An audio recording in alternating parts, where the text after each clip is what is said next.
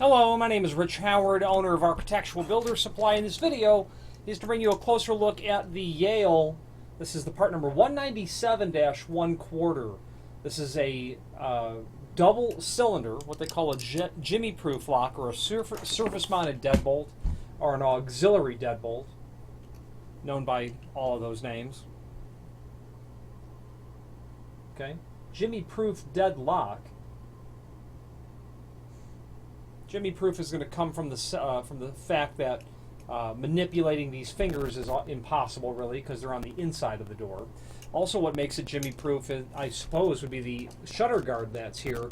You cannot depress that without having access to the back side of the lock body, and the access for that is the tailpiece from the rim cylinder that goes on the outside.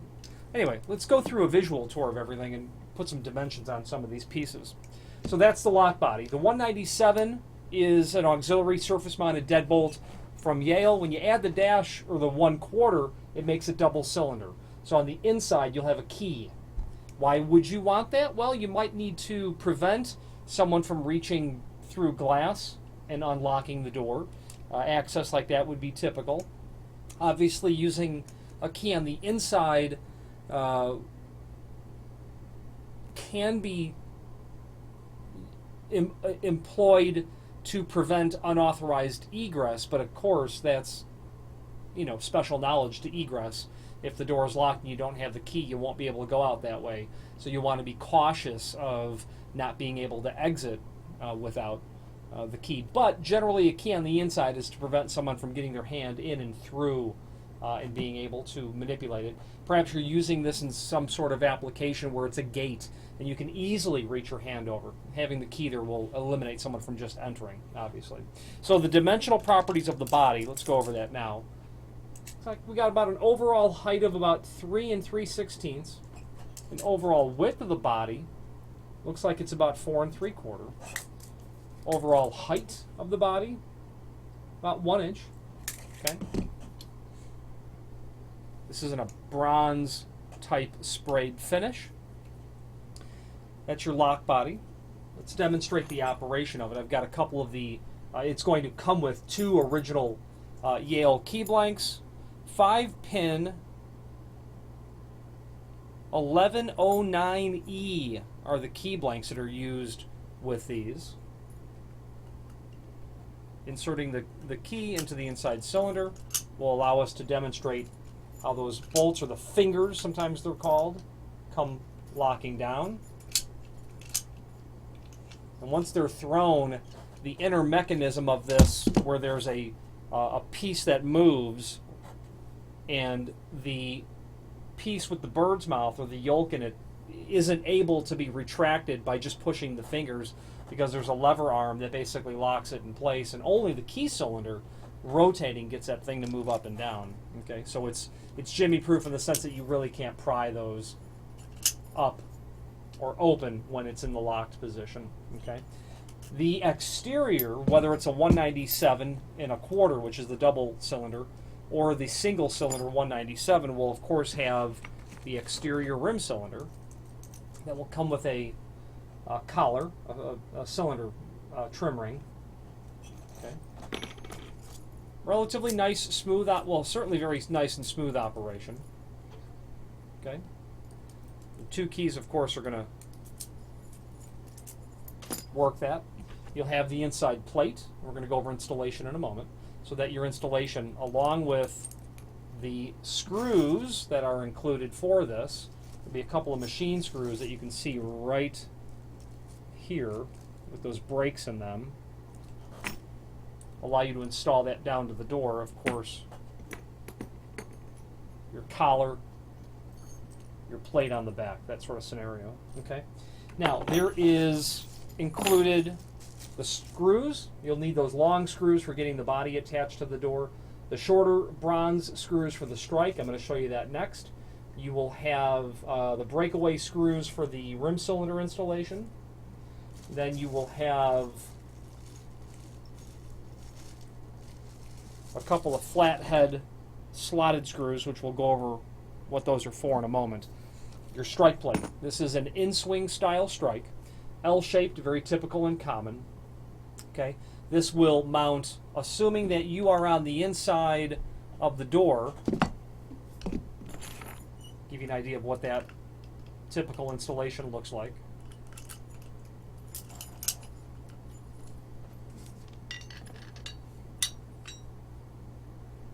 Okay, it's going to look like this, assuming that your door is going to swing in towards you. It's a right hand. Obviously, if you're doing the other handed door, you just flip the entire unit over. Now you've got a left hand.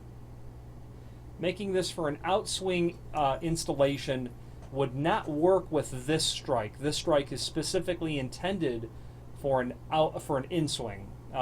If you were doing an outswing, you would want the flat strike only, and that's the 197-1/4 F. So the flat strike is basically this portion without the return leg, and then you will mount that to the stop, so it will look like this in your outswing sort of application. Ignore this flat part, this part I'm tapping on, so your door would swing out this way. Okay, we'll give you the dimensional properties of the strike. Overall height, about 3 3/16. Overall depth, about 1 5/8. Return leg, it's about 1 inch. Overall projection, we can kind of judge that here, of the bolts, about 1 inch. Okay. Now there's a link below this video to the installation instructions, and they're very simple and straightforward with this sort of lock from Yale. If you've got the right lock for your application, meaning you want double cylinder and it's an inswing, you've got the 197-1/4. If it's an outswing, like I said earlier, you've got to use that flat strike. Okay, whether it is a double cylinder or a single cylinder, you'll need the flat strike for an outswing. Step 1 in the installation instructions basically says if your gap's 1/8 of an inch, which is typical, you're going to take the strike and you're going to mortise it to the rabbet of the frame and to the face of the frame. And they're basically saying mortise to suit, and that's what it's going to look like. Even though the drawing's a bit complicated, but they're showing this radius portion. That's your casing. So you're going to need to modify your trim, of course, to fit or to accommodate the strike. You will use the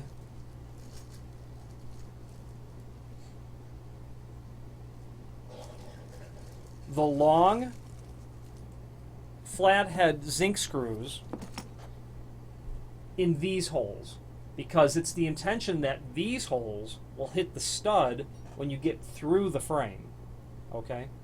You're going to want to absolutely be sure that you've mortised carefully, that you've used a good sharp chisel, and you've not cracked the frame through your mortise process. You'll want to be, if you're going to chisel it, you want to be very careful.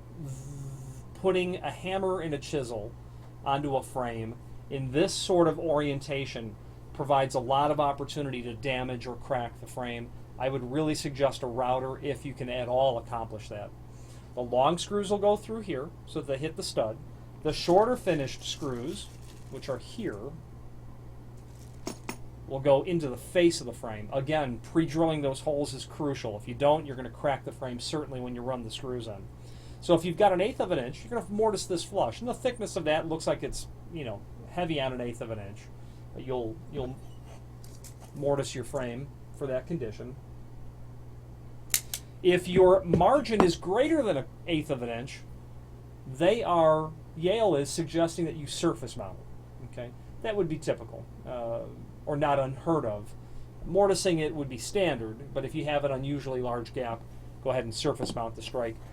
So step 1, section 1, determine the desired height of the lock, what the vertical height will be, top of the door down to the center line. Generally, from the bottom lock, from the lock set that's on the door up to the deadbolt, there's no hard and fast rule. Quite frankly, in the hollow metal industry, 7 11/16 center to center is fairly common, which makes it 48 inch off the floor. But depending on the height of the lock, naturally. But you're going to want to put it where it's best suited for your application. There are no hard and fast rules. I have people that install two of these on a door, one at the top and one at the bottom, that sort of scenario as well. So where you vertically located is your discretion. Step 2 under Step 1, Part 2 under Step 1 is determine the gap, mortise or surface mount the strike. Part 4 of Step 1 is just installing the strike. As I said earlier, be sure that you pre-drill the holes and be very careful when you're chiseling. Step 2 is prepping the door for the cylinder installation. The instructions have attached the template. The template's very simple and straightforward. What I like to do with this sort of scenario, you're either going to have a left hand or a right hand installation. Okay, your door is either going to be, your jamb will be either on this side or on this side. The edge of here is the edge of the strike, the dashed line. So you're going to butt that up to the strike, whether it's mortise or surface mounted. What I like to do is get that onto the door, tape it there, do a reality check. I'll even take the lock body and place it up and just look and see if it makes if it appears to make sense. I will then take it, I will center punch my holes. I will just directly center punch my holes on the door, all 5 holes that are required. Once I've center punched the holes, I will then again do a reality check, take the lock, make sure everything fits. And if it all looks good, then I will continue on. After I've marked the holes, I will drill the rim cylinder hole that's going to be through the door. Now I don't see where they're calling out the diameter of that hole, but 1.25 inches would be the size for a typical rim cylinder installation. And measuring this on my desk, yes, 1.25 inches would certainly work. There'd be no problem with 1.25 inches. Okay. Step 2, mark the door. Part 2 of that is to drill the hole. What I like to do is to drill from each side. I would never want to go directly through the door. I'll want to mark my door and make sure that I get it correct and meet the hole in the middle, because the exiting of the drill, the hole saw or whatever you're using, multi-spur bit, probably a hole saw is what you'd use. You don't want to rupture the door as you exit out the other side. Part 3 of Step 2 is to install the cylinder. As demonstrated earlier, the cylinder collar is going to go down. Your plate will come on the inside of the door, and then your 2 breakaway screws. And when I say breakaway, this lock can be out of the box installed on doors from 1 inch and 3/8 all the way up to a 2.25 inch door thickness. So assuming you've got 1 inch and 3/4 door, what you need to make sure is that these screws are not so long that you can't get it installed. You'll most likely have to break off the first tip. You'll want to saw them. You're not going to want to put them in pliers and actually bend them. Then, after you get the cylinder installed, this area right here, snap that off. Then the tailpiece needs to project out off of the face of the door by 3/8 of an inch. Okay, so you'll need to trim this most likely so that it's exactly 3/8 of an inch projecting off the opposite side. Now we talked about center punching 5 holes. The first hole is for the rim cylinder. The other 4 are for the mounting points. Now this shutter guard that's here, you can't depress it without, you'll notice a little elbow piece presents itself when you try to push that in. You're going to want to take something with a point and depress it. Naturally, it's difficult to do on camera. So that little elbow piece, you just depress down so that you can open up the shutter all the way. Then what happens is your tailpiece will go inside of here, and that's what your lock installation will look like. And it's the rotation of that cylinder on the key on the outside is what will throw the bolt. Okay.